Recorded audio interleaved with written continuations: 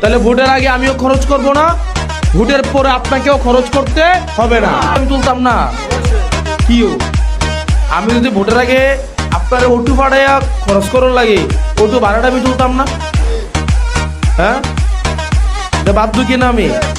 বাধ্য না। তাহলে ভোটের আগে আমিও খরচ করব না, ভোটের পরে আপনাকেও খরচ করতে হবে না, ঠিক না? কোনটা রাজি?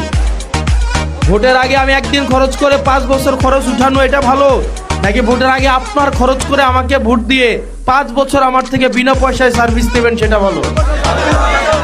এটা ভালো না? ভালো কিনা? সেজন্য প্রিয় ভাইরা, আপনাদেরকে অনুরোধ করব একটা বিষয়, আপনারা প্রত্যেকটা ঘরে ঘরে যান, সে ভোট দিক বা না দিক, তারা রিকোয়েস্ট করেন, পায়ে ধরেন। এটা পরিবর্তনের যুগ। আগে বাপ পোলারে বুঝাইতো, আমি পোলা বাপরে বুঝায়, বিদেশ থেকে ফোন দেয় যে আব্বা ভোটটা কিন্তু আবার শাপলা কলেরে দিও। আরে ফুত, আমি না বিএমপি করি, আমি না জামাত করি, তো তুমি করো কিন্তু শাপলা কলেজ ভোট দিও।